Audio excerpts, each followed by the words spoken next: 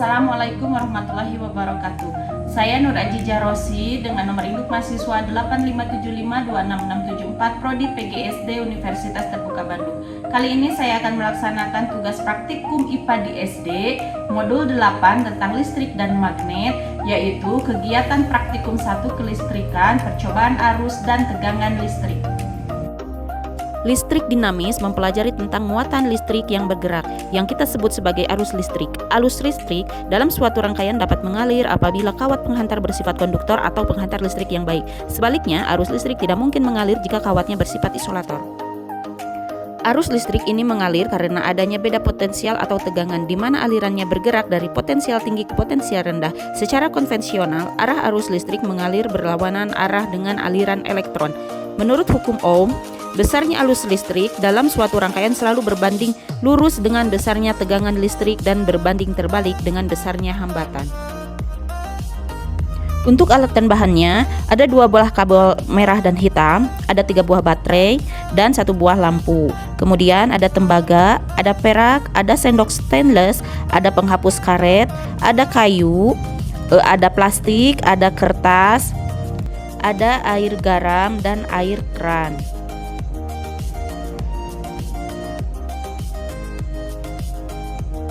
Pada kawat tembaga ternyata lampunya menyala, berarti ini bisa menghantarkan listrik atau konduktor. Pada sendok stainless juga menyala lampunya, berarti menandakan adanya penghantaran listrik atau konduktor. Ternyata perak juga lampunya menyala, berarti ini menghantarkan listrik atau konduktor.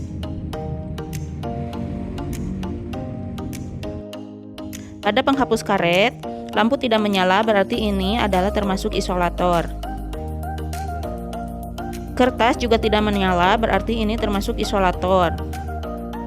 Kayu juga tidak menyala lampunya, berarti ini isolator. Plastik, lampu juga tidak menyala, berarti ini termasuk isolator.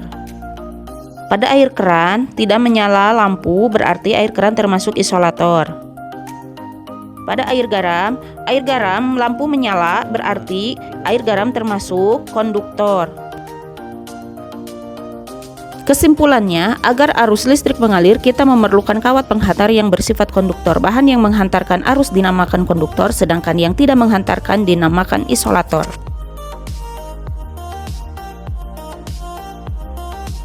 Percobaan yang kedua, tegangan listrik. Percobaan pertama, lampu tidak menyala karena kabelnya berada di muatan positif yang sama. Karena di kutub yang sama, tidak ada tegangan listriknya. Percobaan kedua, kabel ditempelkan pada kutub negatif dan positif.